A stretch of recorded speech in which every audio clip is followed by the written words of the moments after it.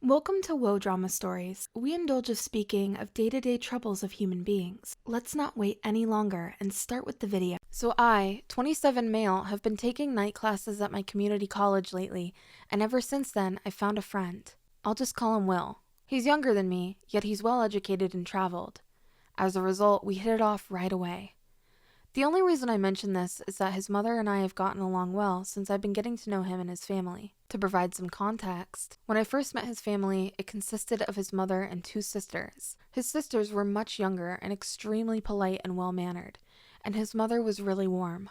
In fact, her mere appearance exuded confidence and stoicism. I felt a strong pull towards her right away. This had no effect on Will, much to my amusement. In contrast, he was rather supportive of it. I remember I spent a few hours in the kitchen with her and Will, catching up on our lives at this point. Their family is originally from a war-torn country, and while I felt it was a sensitive issue, they appeared eager to discuss it with me. She explained how different the cultures are.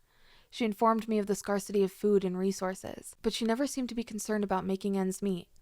She was never concerned about her family's food or safety. By the end of the evening, I realized I had been conversing with them for more than 9 hours, and checked my watch for the first time. I decided to return home, but first I stopped to apologize to Will. It took me that much time to notice how I had thrown our day's plans out the window. Even as he asked me if I liked his mother, he encouraged me not to apologize. I was overcome with shame and began tripping over my words, but he stopped me before I could say anything. He placed a hand on my shoulder. "She likes you." He mentioned this before urging that I return shortly. I was very upset with myself and my behavior, but I've been thinking about it for the past few days. What do you think I should do?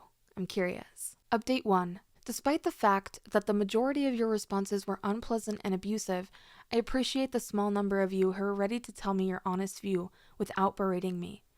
To be clear, the age difference between me and his mother isn't that great. She's only 9 years older than me. I've opted to keep in touch with them since my initial post. I initially decided to distance myself from his family by going out to lunch with Will or inviting him over to my house to listen to music and chat. I didn't want him to think I was more interested in his mother than in spending time with him. He eventually presses me on why I'm avoiding going back to his house. He actively encourages me to spend time with his mother. So I finally gave in and went back to his house the other day. His mother and two sisters greet me as usual. His sisters depart to play, leaving just the three of us. Something about his mother always seems to grab the attention of the room, even when she's just going about her business around the house. She offers me a drink, which I accept. We begin talking, and I enjoy the way she relates stories. She explains it with such assurance that I'm hooked from start to finish. When she listens, it is obvious that she's absorbing every word. She's taking in information to process later. By the end of the night, I realize Will has vanished. I have no idea how long he's been gone. I decide it's time to go, but she offers to take me out on a date first. I didn't know what to say, so I accepted without thinking. When I came home, I realized I hadn't even said goodbye to Will, so I texted him an apology. I've had a weird feeling about this date ever since. How should I proceed? Should I accompany her or cancel? Update 2. Thank you for your open, honest, and sincere responses, everyone. Although I do not want to have sexual relations with her, I appreciate the console, and even more so, the people who have provided me with honest feedback. Our date was just fantastic. She had offered to pay at first, but I felt I owed her more. I decided to pick her up, so when I came and approached and knocked on the door, I was greeted by Will. I was at first uneasy, but when he welcomed me and began telling me how excited he was for us, I quickly warmed up. She eventually entered the room wearing a gorgeous blood-red dress and high heels. I couldn't believe it. If I didn't already think she was stunning, this would have sealed my opinion. She ruled the room once more, and her presence made me dizzy. I was nervous on the walk to the restaurant because, up until this point, I had been so preoccupied with her that I had never stopped to notice her beauty. I was in the presence of a woman, and she was mine for that night, if only for that one night. When we arrived at the restaurant, I felt a little more at ease. At this point, I understood I shouldn't strive to impress her. Instead, I should just be myself and enjoy her company. We drank some wine and talked. She scarcely touched her dinner, and I wondered whether it was my fault. By the end of the night, we had agreed to split the bill. She invited me inside, but I felt like that was pushing things a little too far. I had work in the morning and wanted to take my time. She supported me and even expressed some disappointment with my choice in the end. It was the first time I'd noticed her upset. It broke me a little, but she leaned in and kissed me goodnight before I could say anything. I hope I didn't make any mistakes. Update 3. Thank you for all of your kind thoughts, and for those of you who continue to sexualize our connection, I believe you're finally in luck. I'll keep this brief, but she has welcomed me back. It's late at night and Will discussed going out with some buddies, so I guess we'll be alone. It's probably too late to seek advice, but she doesn't want me to knock. She promises to have a surprise for me. Wish me luck. Police are shocked as the disappearance of a local guy comes to an end. On Monday morning, police received a complaint from a woman who claimed that on Tuesday night, some teenage guys were lurking about her building. She awoke to a horrible stench coming from behind her residence and discovered a thick sludge oozing from the dumpster behind her building after checking. Police arrived at a gruesome scene as a guy who had been missing for a month was finally recovered, or what portions of him remained to be recovered. Eric Matthews, 27, had been reported missing on September 14th. His mother originally phoned the police, concerned that anything had happened to her son. His mother, Vivian Masters, believes he was seeing someone new, although specifics about the person are limited. Read the front page of the Tuesday newspaper. Story 2. I, 27 male, have a beautiful wife, Amara, 26 female. Anyway, on to the situation that happened a week ago. When I was 17, I had a girlfriend who cheated on me with my brother. We were together since kindergarten, even though our relationship was childish in elementary school and middle school. We decided to make it official in high school, but after a year of making it official, my brother tells me that she and him were seeing each other behind my back. I was extremely hurt, especially since my parents knew, but they thought that my relationship was still a playful one, even though I told them the news first. After that, I decided to just focus on school and move out of my parents' house, especially since they, my brother and ex, didn't have the decency to at least be romantically involved in private. She still tried to apologize and asked if we could be friends, but I just ignored her. After I graduated, I moved to Texas at age 19 and only contacted my family on holidays. After 2 years of being there, I met Amara at a bakery her mother owned, and we became friends first due to us having trust issues. But we made it official a year after meeting. The relationship was great. I loved her family, and they loved me. The wedding was absolutely wonderful, even though my parents and brother didn't even come, even though I sent an invitation and called them the day before, and I realized that if my wife were ever in an argument with someone, even if she was wrong, I'd always have her back. Now, a week ago, my mother called me to ask if we could talk. She was on speaker since Amara and I were cooking. She knows about what my family has done and how they backed up my brother, so I didn't mind putting the phone on speaker since the only conversations I have with my family is about my brother. Well, my mom goes on to tell me how my brother and ex are getting married and he wants me to be his best man. It was silent for a bit and Amara bursts out with giggles and I joined in after her. My mom hung up on me and I didn't bother calling her back and enjoyed my night with my wife. The next morning was bombarded with angry texts from my brother and dad on how I hurt my mother's feelings and made her cry by not telling my wife not to laugh. I don't think I did anything wrong. I technically didn't do anything, but I can somewhat say that it was childish, but it was spur of the moment. After the week of the incident and many, many rude texts from my brother and father, I decided to contact my brother and told him how it was unfair to not come to my wedding, but then asked me to come to his and asked me to be his best man even though he was marrying my ex. I then found out that my brother didn't want to come to my wedding, so my mother made up a lie instead of telling the truth. And he never asked for me to be his best man, nor was I even invited. That was just my mother's doing. I called my mother and asked her what the hell was going on, and she told me that she just wanted her sons to get along. Even if I were to accept the now fake offer, the situation would have gone way worse since I wasn't invited. I've decided for the sake of my wife and my future, I will be limiting contact with my side of the family. I would also like to add that my wife is pregnant, so I have that to look forward to, something beautiful instead of a shit show that is my family. The situation has now spread from just my wife and I to my wife's side of the family.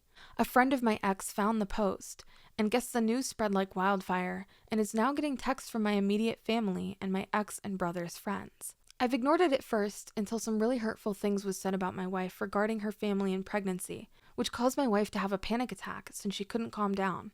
I don't know if I could say what they said since it was very harsh and racist. I've now gone from limiting texts to ignoring my whole family. I've decided to turn my phone off altogether, and I'm going to take this time to spend it with my wife and her family. We are now focusing on her pregnancy and getting things ready for 9 months of fun and weird cravings, and leaving the drama my family caused behind. Story 3. My husband, let's call him M, and I met in high school. He had a girlfriend back then, and we became friends. Later on, we started dating at the end of high school and went to the same college, got married, recently bought a house, and I gave birth to our son 6 months ago. His ex-girlfriend before me was a bit obsessive. She would just not let go of him, and my husband's mother and sister would encourage it. Her parents are family friends of my in-laws, and she's friends with my sister-in-law, and they would always push for them to get back together. At times, Em and I would be hanging out and go to his house, just to find his ex-girlfriend hanging out there, and it would be awkward for Em and I. We even caught her in his room a couple times, and his sister would back her up and say that she asked her to find something in his room. This behavior kept happening, and M started to isolate himself from his family because it made him uncomfortable and only talked to his brothers and father. And we moved out at 18 and left to live in a different city. We've lived here for 10 years and have made our lives. At first, we would go to gatherings and holidays for the sake of M, but his mother and sister would always make me feel uncomfortable and mention his ex-girlfriend or invite her to the gathering, which would make me angry and I would leave. And I was always the villain of the story in their eyes. It came to a boiling point where I told him I was no longer going to subject myself to his family's bullshit, and if he didn't like it, we could just break up. He saw his family's behavior towards me and chose us, and chose to build a family with me. Over the years, my mother-in-law has calmed a bit, but I'm still resentful over my treatment as a teenager. His sister has grown up and apologized for her behavior, and we're cordial now. But my mother-in-law was a grown adult. His ex-girlfriend got a new man, but she still keeps tabs on me on social media. Legend says she's had a whole breakdown when Em and I announced our pregnancy. Now that baby is here, mother-in-law keeps asking when we're going to come down to their city and spend time with them. But honestly, if I pull up with my son and that lady is there, I'm afraid something primal in me might wake up and extensions are going to fly. Mother-in-law is upset that I didn't let her visit me during my birth, and that I don't accept her olive branches. But to me, she burned the tree. My husband told me that she dug her own grave. But I could tell it stings for him because he wants his mother to be a part of our child's life.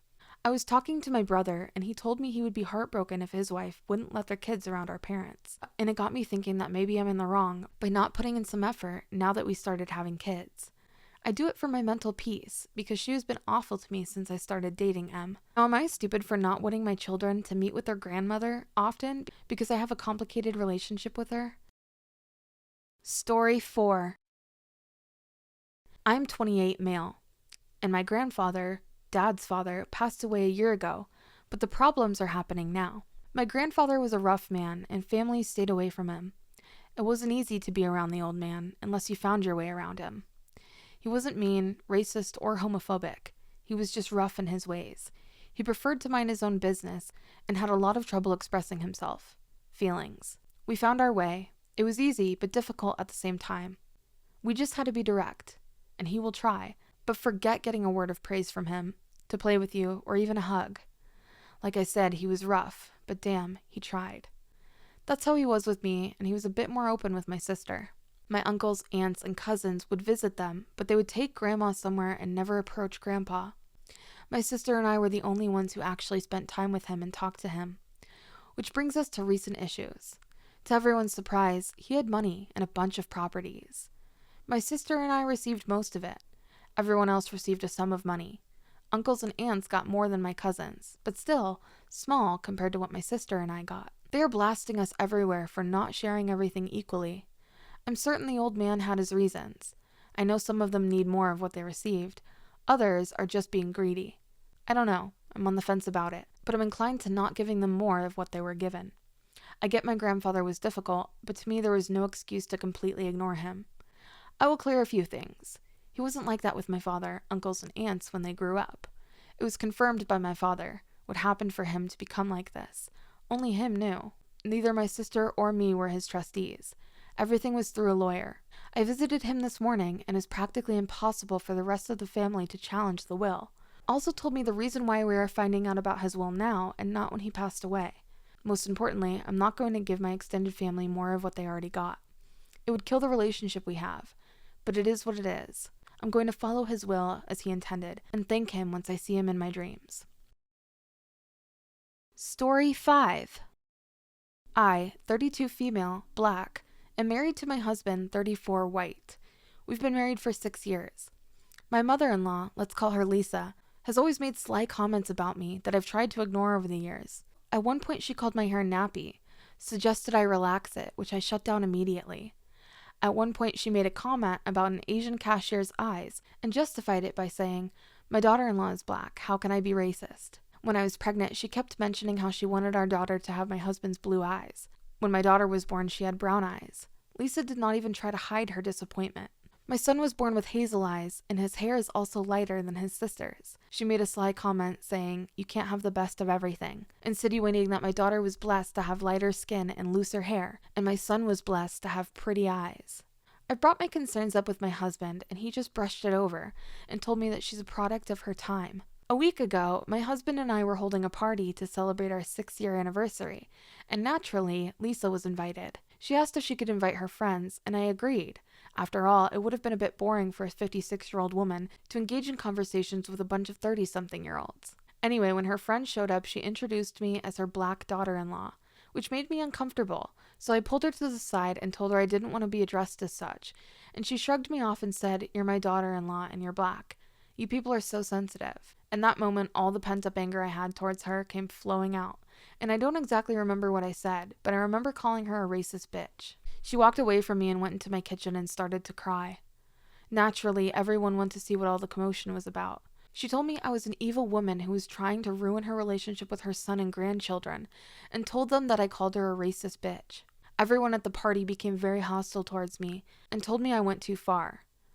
That night, my husband and I got into a huge fight, and he told me I needed to apologize to his mother. And when I told him I would never apologize to her unless I received an apology, he lashed out at me and went to stay at his mom's house.